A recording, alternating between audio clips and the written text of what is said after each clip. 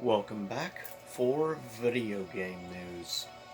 As always, this is Goku Sun DBZ, and welcome back. This is for March the 14th, 2021. Enjoy the retro mix in the background, or rather, retro wave music I chose. First up in news, we have Raya and the Last Dragon. First, a bit of movie news. Raya and the Last Dragon debut newest, of course, animated Disney film.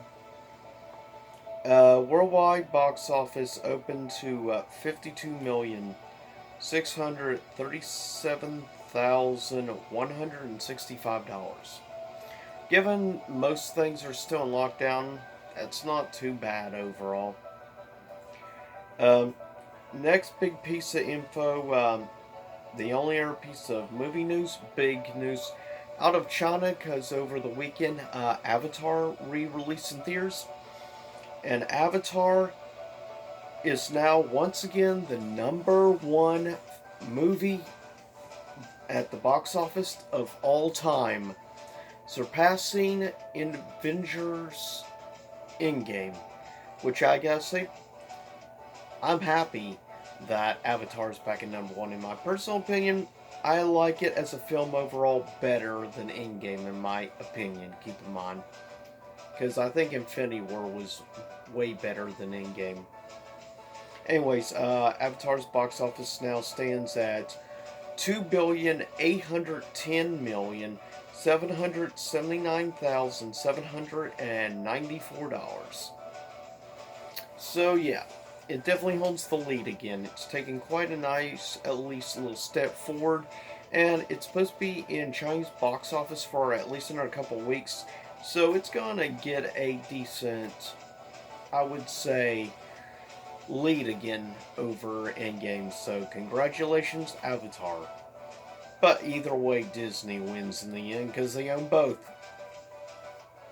Next up and out of actual game news, Crash 4 finally got released on PS5, and the Metacritic score for it on PS5 is 86% among critics, a 9.6 user score. That's pretty impressive. Also, the Switch version got released finally. It has an 81% critic score, but the user score for Crash 4 on the Nintendo Switch is a 9.8 among regular gamers. So that's pretty impressive. A 9.8 out of 10. That says actual gamers and stuff with the Switch are really enjoying the Switch port. And that gives me hope, even though right now I plan on playing it for PS4. Eventually I'll probably get around and get and play it on Switch, because Switch is a great platform to play indie games. Or not indie games, but, well, indie games and also platformers. Also, Sea of Solitude, the director's cut, which just recently released on the Nintendo Switch, and also got a special limited physical release exclusively through, of course, the limited run games, which I recommend checking out. I already personally pre-ordered the physical version, but it got a Metacritic score. The critics gave it a 72%. Not great. It has a 7.8 user score so far on the Switch. So, and I'm looking forward to seeing what extra features are added in the director's version. Next, we have Werewolf, the Apocalypse. Couple of different platforms. First up, the Xbox Series X. Among critics, got a 58% and a user score of 4.8. Not good. Next, the PC version got a 57% among critics, a 4.7 with, of course, gamers. Xbox One version has a question mark because there is no current critic score for Xbox One port. It has a user score of a 3. not good. PS4 has a 42%, uh, critic score a 4.4, user score, and last PS5 version has a 54% among critics and a 3.6 among users. So it's not doing too well versus the others games, which at least have pretty good overall. Next, Xbox Game Pass adds 20 Bethesda games to Game Pass. So, and I wrote them all down. That way, I can let you know exactly what all games you're getting on Game Pass now. Um, First up, Dishonored, the Definitive Edition, which by the way is a really good game, and I highly recommend Dishonored 1. Um, Dishonored 2, also coming. The original Doom is coming. Doom 2 is being added. Doom 3, Doom 64, Doom Eternal, but not 2016 Doom, strangely enough. Unless it's already on. Uh, Also, Elder Scrolls Morrowind, or rather, Elder Scrolls 3 Morrowind is being added, which, by the way, is a game I highly recommend playing. Uh, Also, Elder Scrolls 4 Oblivion and Elder Scrolls 5 Skyrim and Elder Scrolls Online all being added. So if you're an Elder Scrolls fan, well, you're going to be getting quite a bit of playtime now. Also, The Evil Within 1 is coming. Fallout 4 is being added. Fallout 76, yippee. Fallout New Vegas, which is definitely the best of the bunch. Prey, Rage 2, Wolfenstein, The New Order, Wolfenstein, The Old Blood, and Young Blood, all being added. So, if you're a Bethesda fan, I think you're going to enjoy this, given the amount of actual quality tiles you're talking about. And personally, if you've never played, seriously, I recommend trying out Doom 64. It's actually a really fun Doom, in my opinion. Also, in news, Halo Infinite devs confirm there will be no dual wielding in the new Halo game.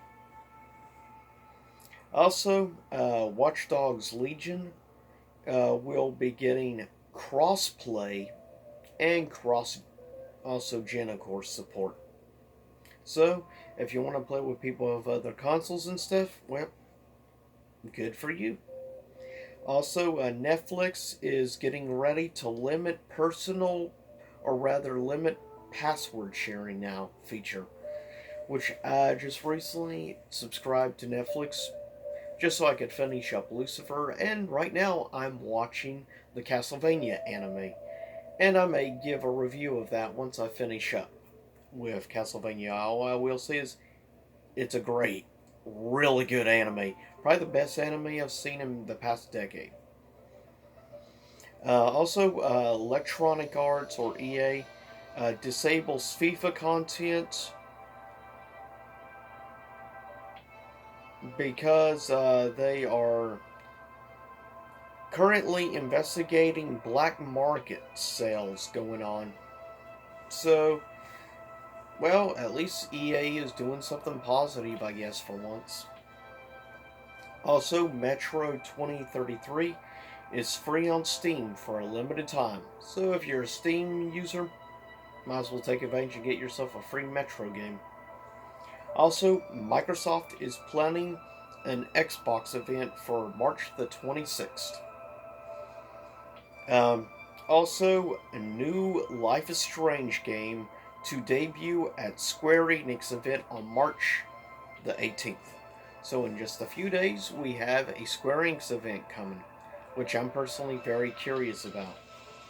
I'm hoping they show more stuff on Babylon's Fall, personally, because from what I've seen back in the past of the game, it looks awesome. Also, Crash 4 coming to PC on March the 26th. And Resident Evil 8. PS4 load time and file size has been revealed by Capcom. First, the base down file size is going to be 27.325 gigabytes.